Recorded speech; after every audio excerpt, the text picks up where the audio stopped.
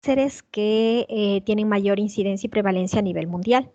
Con relación a la incidencia, tenemos aproximadamente 2 millones de casos nuevos al año, siendo los países con personas blancas en donde más se observa, ¿sí? Cuando nosotros nos vamos a la geografía, por decirlo así, en los trópicos, pero en la gente muy blanca que le encanta ir y veranear y a solearse enormemente, es en donde más vemos este tipo de lesiones. En esta conferencia nos vamos a enfocar en el carcinoma vasocelular, carcinoma espinocelular y en el melanoma maligno. Las fotografías, como ustedes ven, si es que se fijan, las lesiones son bastante similares, ¿no? Vamos a identificar rasgos clínicos característicos de cada una para que ustedes puedan defenderse en el día a día. Y el melanoma maligno, esta fotografía de la derecha, es un melanoma maligno amelánico, es decir, de que a pesar de que no haya melanina, nosotros podemos tener melanomas. Bueno, en esta fotografía ejemplificamos las radiaciones solares que más nos llegan. Nosotros tenemos radiaciones ultravioleta A, B, C, la luz visible y los infrarrojos. Todos estos son generados por los rayos solares o llegan, digamos, desde el sol. Nuestra atmósfera evita que la luz ultravioleta o la radiación ultravioleta C ingrese, pero sí ingresa la UVA, la UVB y los infrarrojos. Actualmente ya contamos con fotoprotectores para luz infrarroja también. Ahora vemos más abajito, dice aquí epidermis, dermis e hipodermis. Como ven, los rayos ultravioleta B llegan hasta la epidermis y los rayos ultravioleta A pueden llegar mucho más profundo. Es decir que los rayos ultravioleta A son los que más daño ocasionan a la piel. Existen muchos signos de daño, existen signos de daño tempranos, por ejemplo, cuando nos vamos a la playa y nos asoleamos y nos quemamos, el eritema, la hiperpigmentación, después viene un momento de calma y después viene una hiperpigmentación mayor aún. Y también vienen, digamos, manifestaciones tardías, como por ejemplo el fotodaño, la inmunosupresión y bueno, pues la carcinogénesis, ¿no? Acá vemos unas fotografías, un señor de ojos claros, piel clara, fototipo 1 o 2. Como vemos, en un lado de la cara está bastante liso de la mejilla, mientras que el otro tiene más arrugas. Este tipo de arrugas son propias del fotodaño y si ustedes se fijan, en nuestro medio es bastante común ver personas que tienen la piel así acartonada. ¿Cuál es la historia de este señor? Este señor era conductor. Entonces, si se fijan, este lado era el lado al que le daba la luz solar, ¿no es cierto? El lado de la ventana del conductor. Y esa piel se dañó más que la piel que no estaba tan expuesta al sol. Entonces, se puede ejemplificar cuál es el daño solar con relación al colágeno a nivel de la dermis que va dañándose y va generando estas arrugas muy profundas. Acá vemos una persona con un fototipo más oscuro, un fototipo 4, que tiene mucha discromía. Si ustedes ven, hay zonas oscuras, zonas más claras, unas lesiones un poco eritemato-violáceas a nivel del rostro y también tiene los surcos bastante bien formados. Entonces aquí también es otro ejemplo de fotodaño, pero en una piel un poco más oscura. Y bueno, estos pacientes cuando han tenido fotodaño tienen mucho más riesgo de acabar así que una persona que se protegió en el transcurso de la vida. El fotodaño se caracteriza, o la persona que tiene tendencia al fotodaño, como característica principal va a tener la exposición crónica al sol. Entonces es la persona que todos los días se asolea 15 minutos, 20 minutos, media horita sin bloqueador solar. Pasaron 5, 6, 7, 8, 20 años y este va a ser el resultado. Además de que va a generar carcinomas vasocelulares, espinocelulares y melanomas, la exposición crónica al sol. La exposición aguda, yo soy una persona que no me asoleo nunca, pero en agosto me voy a la playa y me vuelvo un camarón. Eso significa exposición aguda. Esa persona tiene más tendencia a melanoma maligno que a las otras dos variantes de cáncer. Ya vamos a explicar cada uno. Entonces, la idea es evitar que nuestros pacientes lleguen a estos grados de malignización. Acá arriba vemos una fotografía de una boca. Este paciente muy probablemente tenía una queilitis actínica No sé si ustedes han visto personas que vivan en, por ejemplo, nuestros indígenas de la provincia del Chimborazo, Cotopaxi, tienen el labio de abajo, el labio inferior blanquecino, como con una cáscara blanca. Esa lesión se llama queilitis actínica y predispone a carcinoma espinocelular y es un cáncer agresivísimo. Otra causa de este tipo de cáncer de labio es el hábito de fumar. Bueno, este otro es mucho más común, el que está en medio, esa orejita igual. Los varones especialmente o mujeres de pelo corto casi nunca se ponen bloqueador solar en las orejas y esta pues puede ser una de las reacciones que dé. A nivel de párpado tenemos aquí un carcinoma vasocelular y así sucesivamente. En la foto de la región inferior derecha vemos un genital. Aquí, en cambio, la causa más frecuente no es el sol, sino la exposición a virus del papiloma humano. Bueno, vamos a empezar con el carcinoma espinocelular. Entonces, el carcinoma espinocelular adquiere su nombre porque la mutación va a derivar de la capa espinosa de la piel en donde hay queratinocitos. Existe una clasificación. Están las lesiones precancerosas, los carcinomas in situ, ya espinocelulares, y los carcinomas invasivos diferenciados o indiferenciados. Las lesiones precancerosas, es decir, que van a llevar a la final, si no se tratan, a un cáncer espinocelular, cuyo sinónimo es escamocelular o escamoso, son las queratosis, como por ejemplo la queratosis actínica, queratosis arsenicales, queratosis por hidrocarburos, las queratosis térmicas y las queratosis por radiaciones crónicas. Los carcinomas in situ, es decir, que aquí ya nosotros tenemos una mutación, pero no ha cedido o no ha traspasado la epidermis. Tenemos la papulosis bowenoide, la enfermedad de Bowen, la leucoplasia, la eritroplasia de Keirat, el queratoacantoma y el cuerno cutáneo. Y en los invasivos, que actualmente ya les llaman verrucosos y no verrucosos, tenemos, bueno, diferenciado, indiferenciado o verrucoso y no verrucoso. Las queratosis actínicas, estas clínicamente se caracterizan, queratosis va a ser un engrosamiento de la piel y actínico significa por el sol, ¿ya? Entonces, ¿en qué zonas van a aparecer? En zonas expuestas al sol. La cara, las orejas, las regiones laterales del cuello, la V del escote, es decir, la parte más superior del tórax, los brazos, las manos, son zonas donde casi siempre van a aparecer. Y son pápulas planas o placas eritematodescamativas cuya escama se encuentra bien adherida, ¿sí? Y no son oleosas. Entonces, como pueden apreciar aquí, tal vez si les revisan a los abuelitos, ustedes se van a dar cuenta de que tienen, porque es una de las lesiones que más sacamos o retiramos los dermatólogos. Acá tenemos un ejemplo de una queratosis arsenical. Actualmente, como ya existe la seguridad en el trabajo, la gente usa guantes para exponerse a ciertos químicos, pero anteriormente no sucedía eso y pues teníamos este tipo de pápulas y placas hiperqueratósicas a nivel de palmas. La queratosis térmica, también conocida como eritema ab igne, se caracteriza por la presencia de estas lesiones, casi siempre son violáceas o hiperpigmentadas, que simulan raíces, como ustedes pueden ver, ¿no? Entonces, esto se llama arciforme, que aparecen en zonas de exposición al calor. Entonces, por ejemplo, ahora la causa más frecuente de eritema ab igne es el uso de las laptops sobre las piernas. No obstante, anteriormente o en ocasiones en los ancianitos se observa este tipo de lesiones en zonas en donde se ha expuesto la piel al calor, por ejemplo, cuando se ponen compresas para el dolor lumbar o dolor en algún miembro, les mandan compresas calientes y usan compresas calientes un año, bueno, pues podríamos tener estas lesiones. La papulosis bowenoide es, en cambio, una enfermedad que se caracteriza por la presencia de pápulas hiperpigmentadas, como ustedes observan aquí. Suelen ser discretamente vegetantes y aparecen en genitales. Esta es una enfermedad de transmisión sexual generada por el virus del papiloma humano.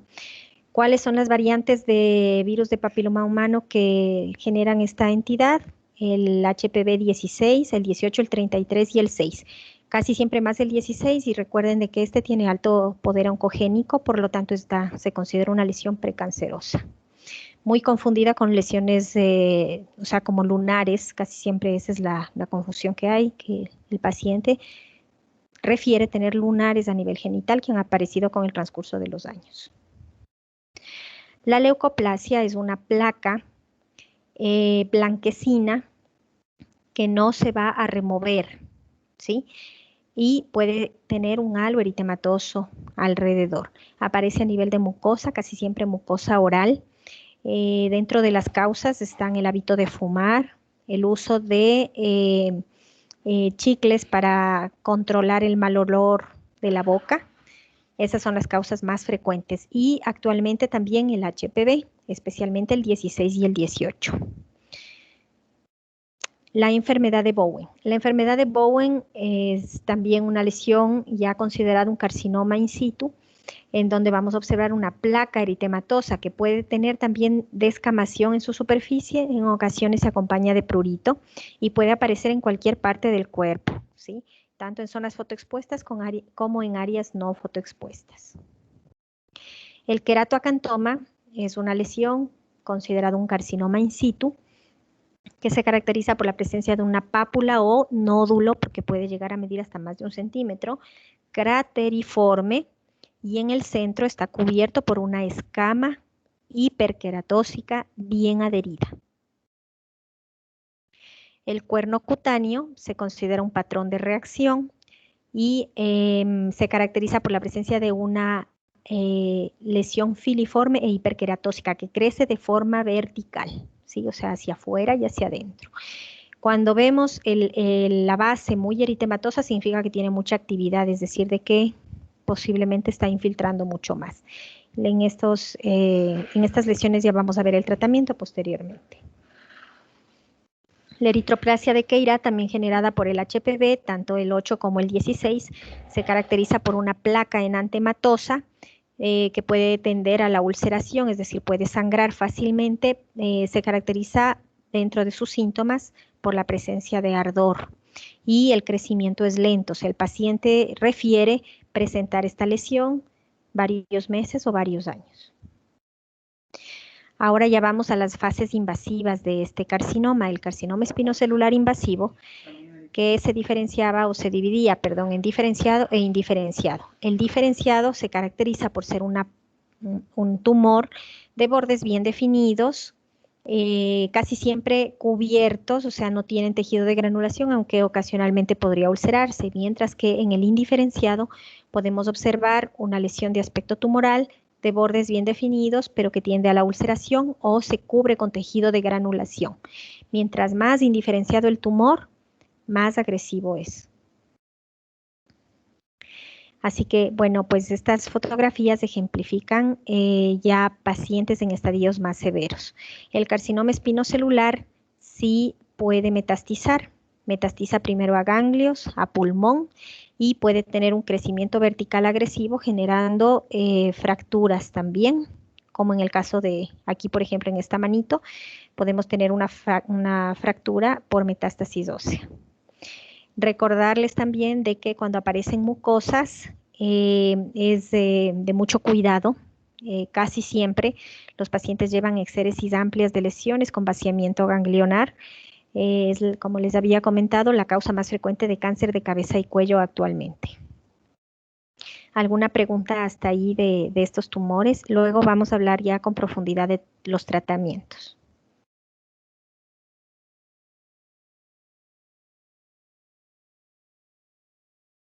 Bueno, voy a seguir entonces. En el carcinoma vasocelular, en cambio, vamos a observar una lesión cuyo origen es en la capa basal de la epidermis, por eso su nombre vasocelular. Clínicamente, vamos a tener algunos tipos de lesiones.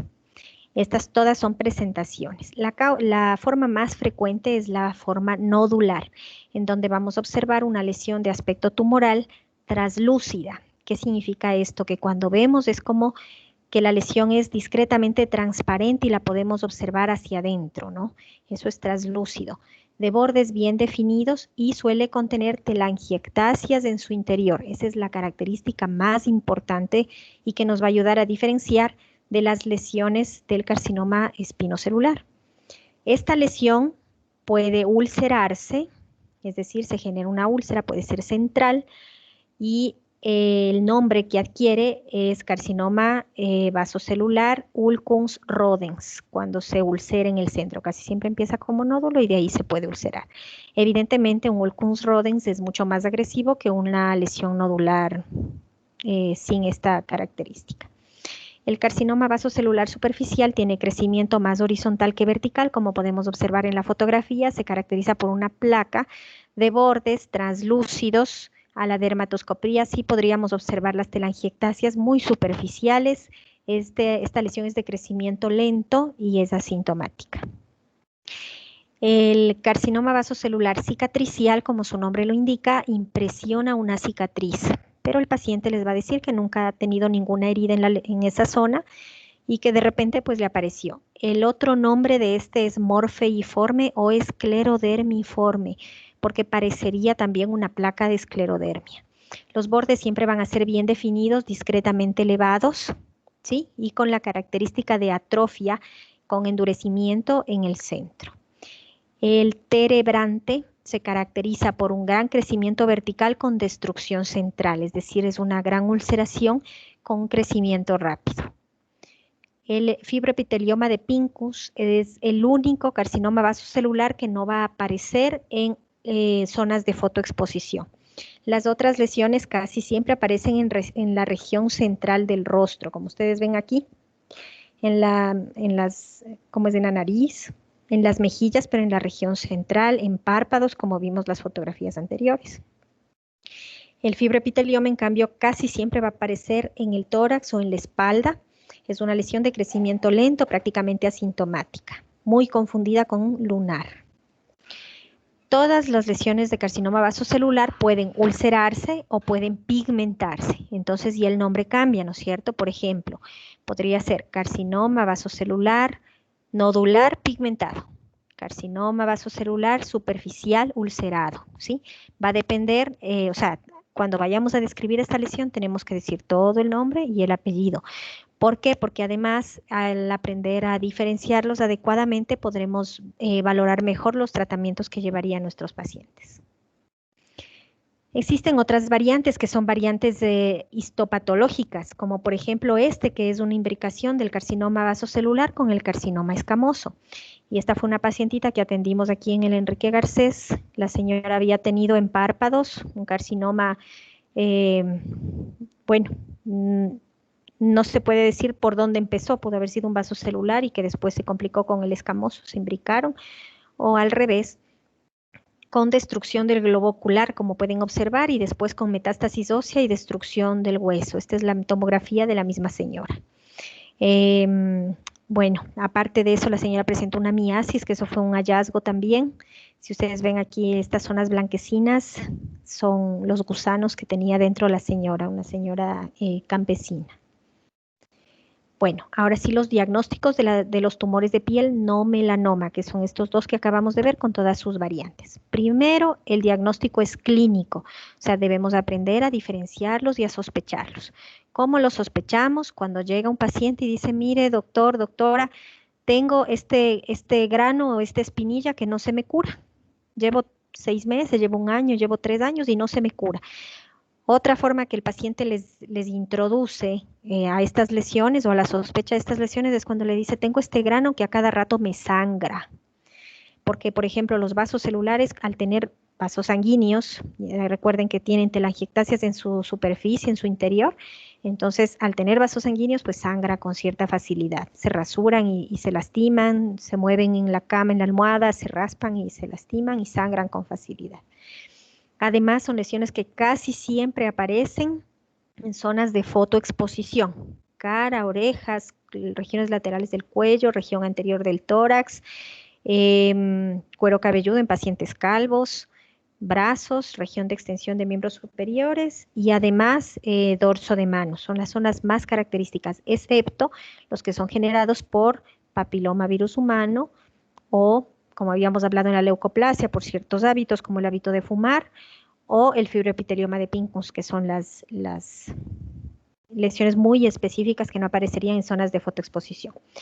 Después viene el diagnóstico dermatoscópico. El dermatoscopio es un microscopio de bioluminiscencia que utilizamos los dermatólogos para concluir con todos los patrones de las lesiones. Y luego el histopatológico, es decir, se toman muestras de biopsia, las cuales se mandan para tinción de hematoxilina eosina, los mandamos en formol al 10%, ¿verdad? Se realiza una tinción de hematoxilina eosina y el médico patólogo nos dirá si es que vea ciertas mitosis, ciertas lesiones muy sugestivas de este tipo de carcinomas. Ahora, en el tratamiento, el primer tratamiento es un tratamiento quirúrgico. Cuando valoramos una lesión de carcinoma espinocelular, el margen de seguridad es de aproximadamente 0.5 centímetros. Vamos a ver si por acá tengo alguna foto. Ya. Entonces vamos a, ¿qué es un margen de seguridad? Vamos a ver la fotografía de la izquierda, el carcinoma vasocelular pigmentado. De ahí, del borde, medimos 0.5 centímetros y sacamos toda esa piel. Por ejemplo, en esta lesión ulcerada, ahora cuando tenemos un carcinoma vasocelular ulcerado, siempre tiene que ser mayor el margen de seguridad. Entonces, de 0.5 a 1 centímetro. Pongámosle que le hacemos de 0.8. Entonces, más o menos, no sé si se puede ver lo que muevo el cursor. Tendríamos que retirar prácticamente toda esta piel sana que vemos alrededor, sacar hasta el borde de la nariz y llevarnos toda esta área. Entonces es evidente que cuando hacemos este tipo de cortes, el cierre es supremamente complicado. Hay que hacer cierres con ciertas técnicas quirúrgicas, como les ejemplifico un poquito más acá. Por ejemplo, aquí, ¿no? Si se retira algo de la mejilla y es una lesión muy grande, pues se hace un colgajo. Se hace otro corte hacia abajo, se retira la piel sana de abajo para cubrir el defecto superior y después se unen estos dos bordes. Entonces queda de esta forma. Y así el paciente no pierde ni la funcionalidad ni la estética después de esta cirugía. Cuando las lesiones son a nivel de párpados, digamos aquí la lesión estuvo en párpado superior, se retira, pero si nosotros cerramos, lo que hacemos es dejar el ojo semiabierto, o sea, si ustedes se traccionan el párpado para arriba, van a darse cuenta de que se les queda abierto y eso va a ocasionar después úlceras corneales, entonces debemos darle movilidad al párpado superior. Por lo tanto, se saca piel de párpado inferior y se rota, estos son colgajos rotados, se rota la piel hacia arriba y se cierra, ¿ya? Son ejemplos de cierres en dermatología, por eso la cirugía dermatológica es una subespecialidad. Existe otra variante que es la cirugía de Mohs o cirugía micrográfica de Mohs, en donde el médico cirujano interviene al paciente, en ese rato le manda, o sea, coloca la muestra en formol y le manda inmediatamente para patología. El patólogo ese rato realiza los cortes, las tinciones, eso es en vivo, ¿no? Con el paciente con la herida abierta. Y nos dice, por ejemplo, debe ampliar el margen a nivel de 3. Entonces el médico amplía margen y vuelve a mandar muestra. Este tipo de cirugía, que es complicada, no se puede realizar en personas muy mayores o con varias comorbilidades, además de que suele ser costosa porque debemos tener ahí el team, tanto de patólogos como de cirujanos y ayudantes, trabajando al unísono. Se utiliza para lesiones grandes que puedan comprometer una gran cantidad de piel y en donde cada milímetro de piel sana que nosotros salvemos es de utilidad. La criocirugía se utiliza pero para lesiones precancerosas de carcinoma espinocelular y está descrita también para lesiones nodulares de carcinoma vasocelular, pero hay que tenerle cuidado. Es preferible utilizar en lesiones precancerosas antes que en lesiones ya cancerosas porque es un procedimiento, como ustedes saben que ya hemos hablado de él, por ejemplo, para tratamiento de verrugas, es un procedimiento ciego, entonces aquí no estamos garantizando la toma de muestra para histopatológico. La terapia fotodinámica con 5-ALA es una nueva terapia, bueno, no tan nueva, pero que actualmente se está utilizando un poquito más, especialmente para personas que tengan queratosis actínicas diseminadas o en gran cantidad. La electrodesecación y el curetaje, muy utilizado para las lesiones precancerosas de espinocelular. Y pues ya en lesiones complicadas tenemos la braquiterapia y la quimioterapia. También podemos utilizar ablación con láser de CO2 para estas lesiones. Este es un láser destructivo, entonces le damos la potencia que necesitamos y destruye, pero también tenemos la falla de no poder tomar una muestra de histopatológico, a menos de que primero se tome la muestra y después se realice la ablación. Los tratamientos con quimioterapia, como el 5-fluoracilo, el imiquimod, interferón, retinoides y bleomicina, se utilizan con mucha frecuencia en lesiones de carcinoma vasocelular superficiales, en lesiones de carcinoma espinocelular in situ o lesiones precancerosas. Va muy bien el 5-fluoracilo. El imiquimod también se utiliza para, por ejemplo, lesiones generadas por HPV, especialmente en el área anal, tiene buenos resultados. Y de ahí vienen estos otros que ya se utilizan en personas que tengan cuadros terminales. Acá tengo otro ejemplo de una cirugía en cuero cabelludo, que ustedes, si es que se palpan cuero cabelludo y ya tratan de pellizcarlo, se van a dar cuenta de que es muy difícil poder unir. Entonces miren aquí, por ejemplo, se realiza el corte, se saca la lesión, después se corta hacia atrás y hacia adelante y se le rota, ¿sí?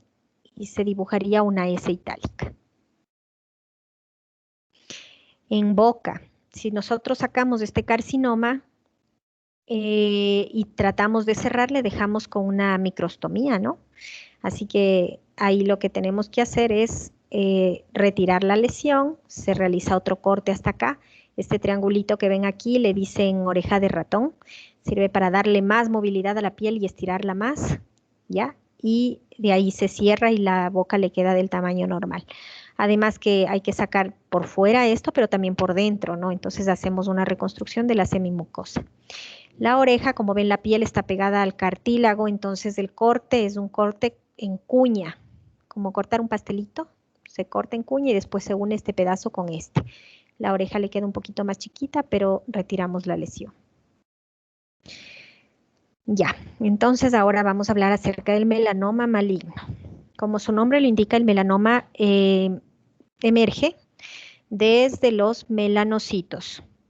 El melanoma maligno se considera dentro de los carcinomas de piel, después del carcinoma de Merkel, más agresivo que puede presentar una persona. Tiene una sobrevida de unos 5 años, si es que el Breslow, que ya voy a hablar más tardecito, es amplio.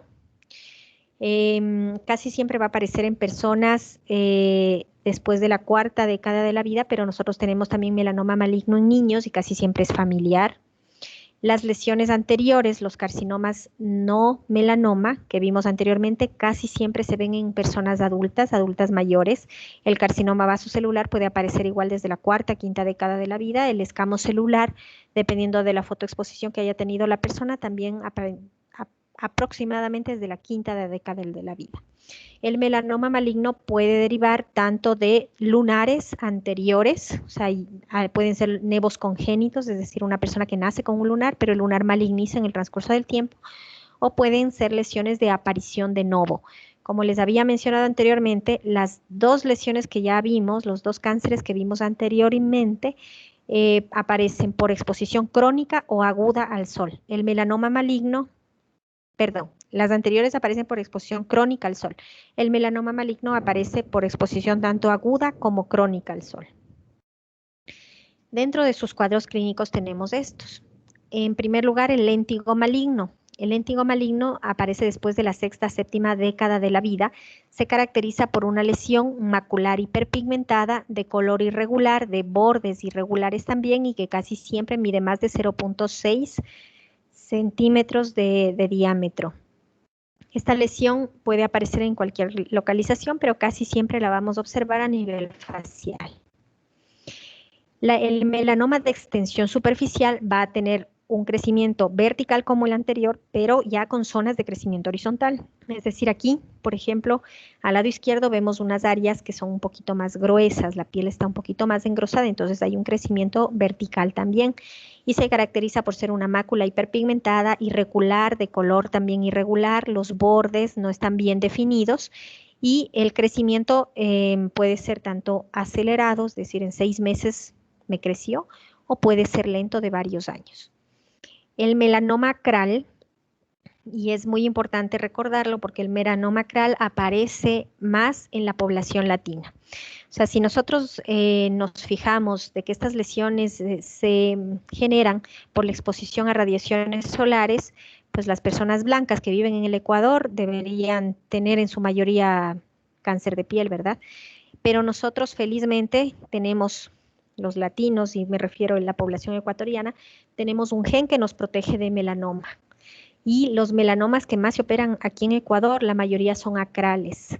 Es decir, que aparecen en los dedos de las manos, los dedos de los pies y en área genital, en zonas que no están expuestas al sol. Es decir, que por favor, si algún paciente llega con una lesión pigmentada a nivel de miembros inferiores, en las zonas acrales, hay que sospechar melanoma acral.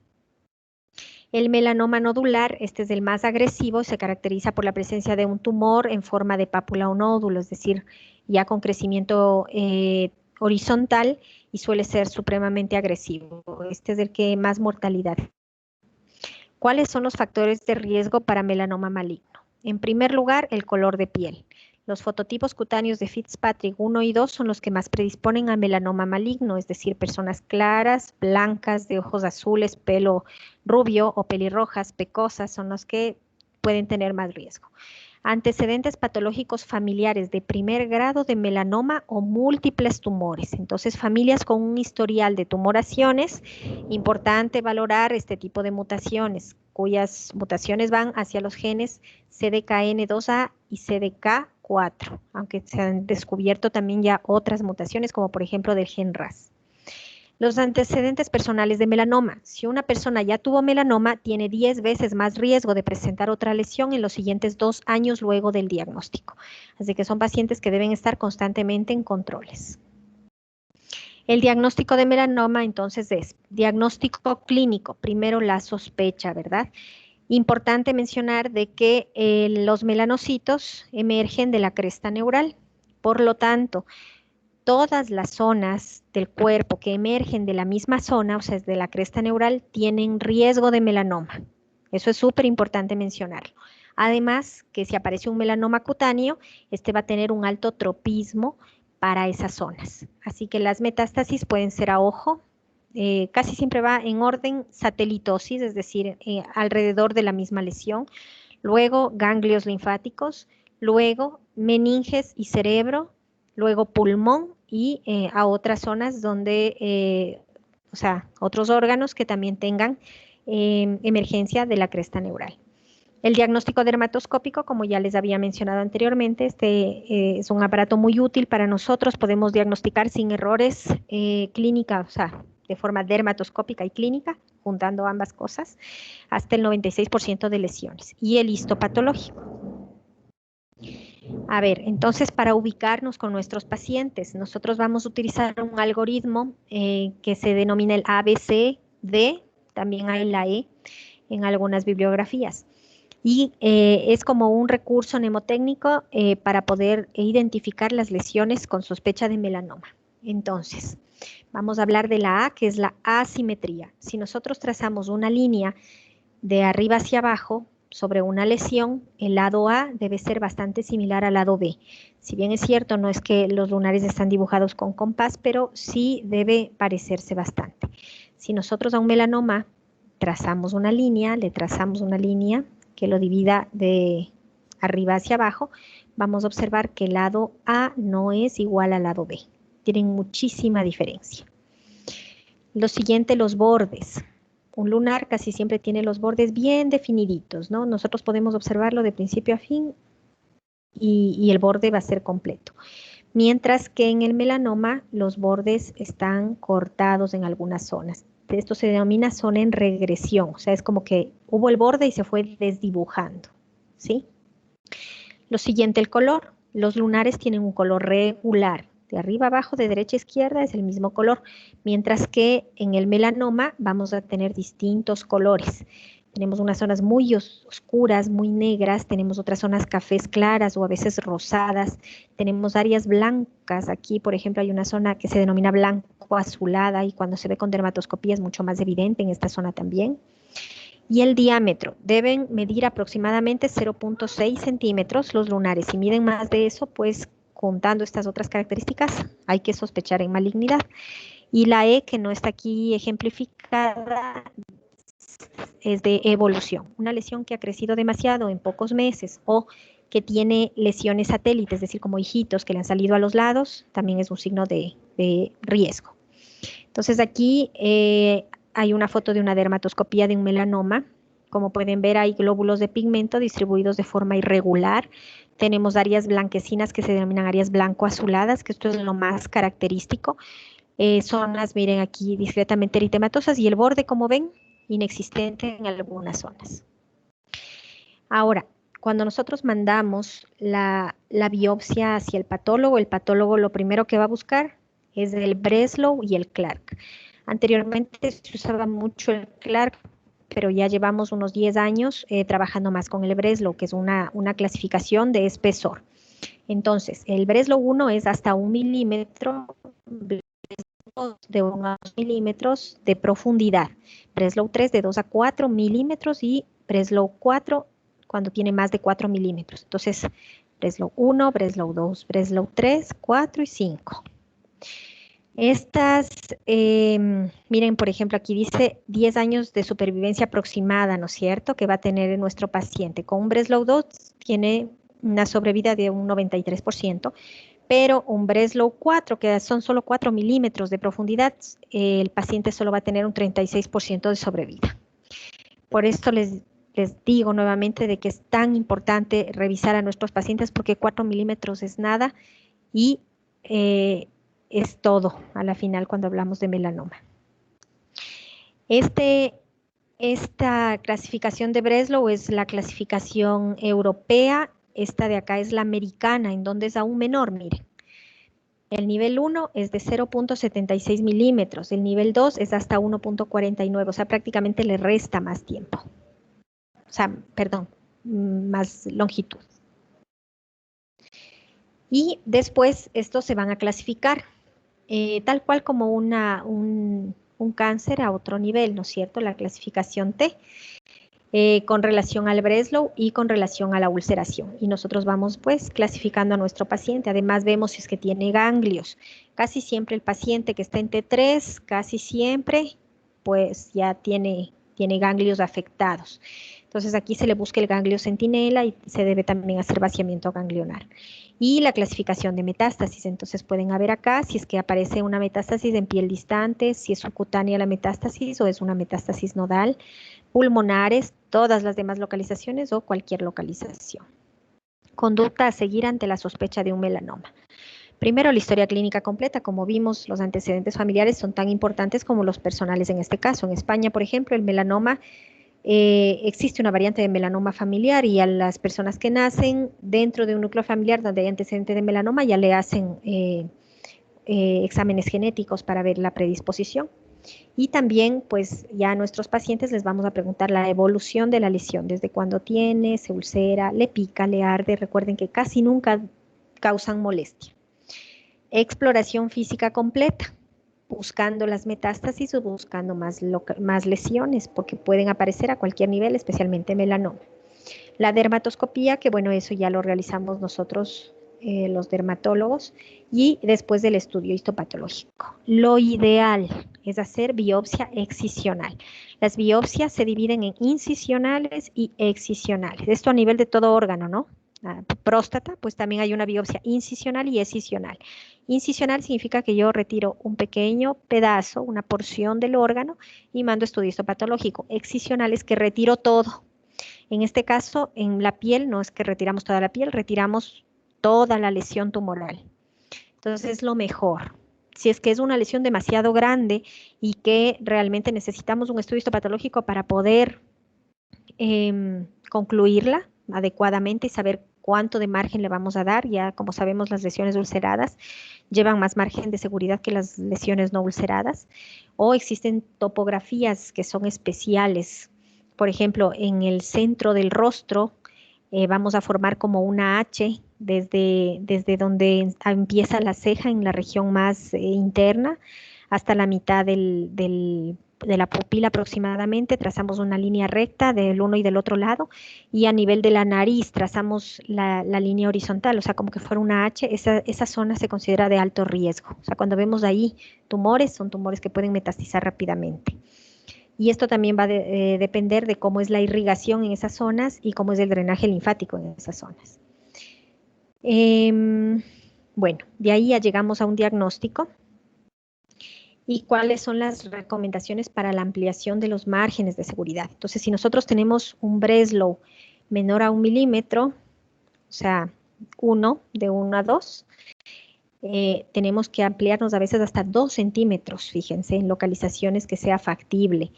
O sea, ahora véanse un lunar cualquiera y le miden 2 centímetros por todos los lados y toda esa parte de piel deberíamos retirar. O sea, es una cantidad, pero enorme. Si tenemos pues un Breslow mayor, es decir, una profundidad mayor, tenemos que darle más margen de seguridad, como ustedes pueden ver hacia abajo. Existe una variante de melanoma creal que es bastante frecuente en nuestro medio y se llama el melanoma subunguial. Y se va a caracterizar porque vemos una línea horizontal hiperpigmentada que sigue todo el trayecto de la uña. Y la diferencia con un nevo, porque las uñas también pueden tener lunares o nevos, la diferencia con un nevo es que tenemos una pigmentación en el perioniquio, ¿sí? Como vemos aquí, la piel está pigmentada.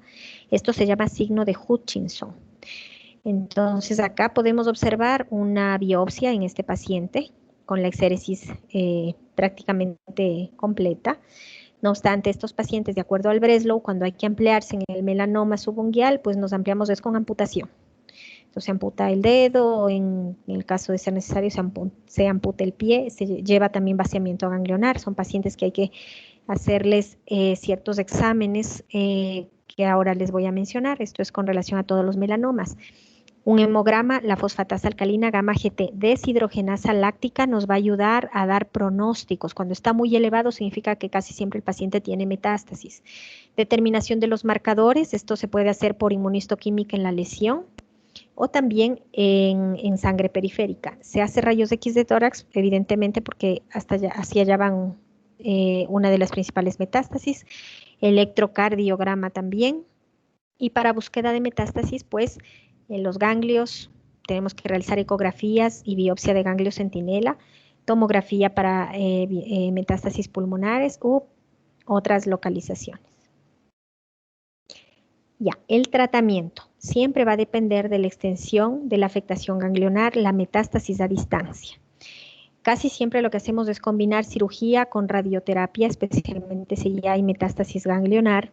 Se puede dar inmunoterapia también, poliquimioterapia. La exéresis quirúrgica de las metástasis aumenta la sobrevida del paciente, eso es importante. Si vemos más lesiones a nivel cutáneo, pues todas tenemos que irlas retirando. Y actualmente ya se están utilizando medicamentos biológicos con digamos, mejora en la sobrevida del paciente. El seguimiento en un paciente con melanoma es hasta por 10 años. Muy importante después de ver esta clase es que nosotros debemos educar a nuestros pacientes para que eviten la exposición solar en horarios de alta radiación. Eso es de 10 de la mañana a 4 de la tarde. Uso de medios de protección solar físicos. ¿Cuáles son esos? Sombrillas, sombrero, paraguas, ropa manga larga. Los colores oscuros protegen más que los colores claros. Eso es importante avisarles también.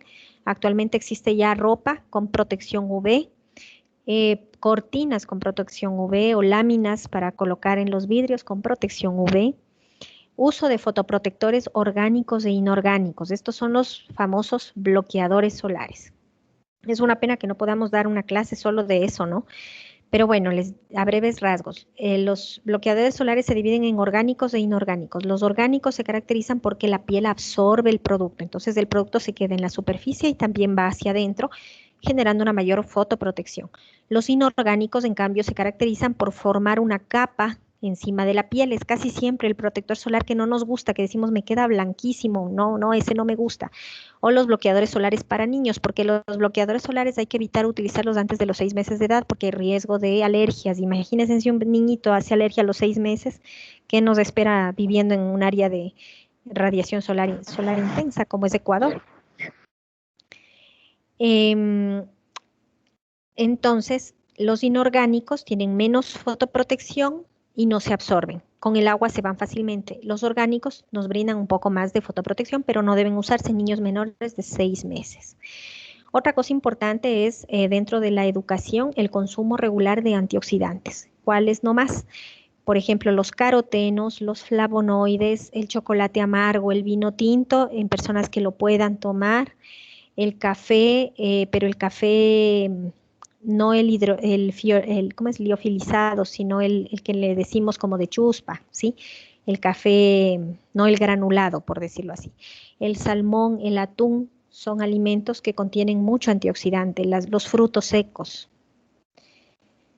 Ahora vamos a observar un poquito aquí el índice de radiación solar. Entonces, hasta ahora conocemos que son 11, ¿no? En escala. Ven acá 1 y 2, no necesita prácticamente protección solar. Después hasta el 7 necesitamos protección solar. Miren aquí, manténgase bajo la sombra de 10 de la mañana a 3 de la tarde. Use camisa, protector solar, gafas, sombrero, etcétera. Y del 8 al 11 dice necesita protección extra. Fíjense que cuando en Europa tenemos una radiación, un índice de rayos ultravioleta 10, ya no les dejan ir a los niños a la escuela. Busque sombra, use camisa, protector solar, sombrero, gafas, etc. Miren, esto es un día cualquiera en Ecuador, 4 de enero del 2019. Miren dónde estamos en radiación solar. Entonces uno pensaría que en la costa se irradia más, ¿no? Pero realmente en la sierra nosotros nos irradiamos más porque estamos más cerca del sol. Vivimos aquí en Quito, 1800 metros sobre el nivel del mar. Por cada 300 metros aumenta un índice de radiación solar aproximadamente. Entonces, en la costa, como ven acá, estamos en 8, 7, 8. Y miren cómo estamos en Quito, 11. Y en algunas zonas medio violeta, 12. Es decir, vivimos totalmente expuestos a la radiación solar. Es por eso que en Ecuador, en los varones, el cáncer más común que se opera, viendo estadísticas de Solca, es el cáncer de próstata. Y en segundo lugar está el cáncer de piel. Y en las mujeres, el cáncer cervicuterino es el primero y en segundo lugar es el cáncer de piel. Así que por favor, a tomar en cuenta esto, revisen a sus familiares, a sus viejitos, y si hay lesiones que necesiten retirarse, pues hay que moverse, porque especialmente si es un melanoma, el melanoma no da tregua, o sea, el melanoma es súper agresivo y es importante identificarlo tempranamente para que nuestro paciente tenga un pronóstico de vida mayor y una calidad de vida mayor. Listo, tal vez alguna pregunta.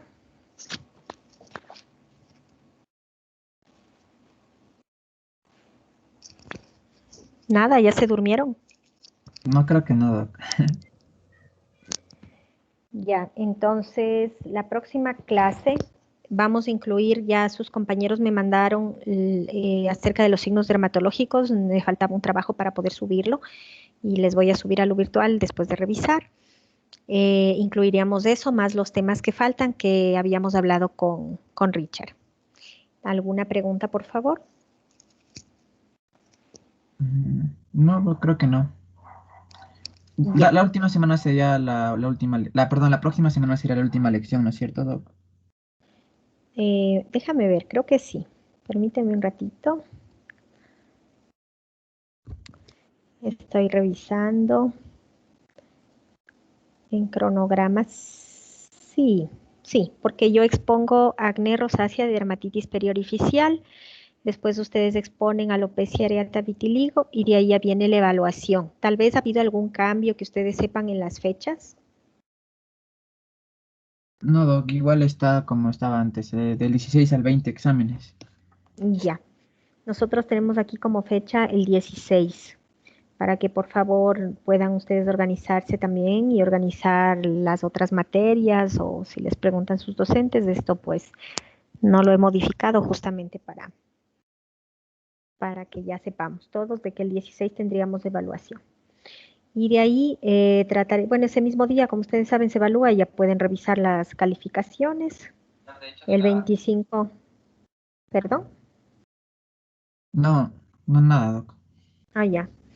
De ahí ya viene pues la finalización del semestre y los registros de las calificaciones. No creería que con esta modalidad se queden a supletorio. Creería que no, el grupo anterior no se quedó.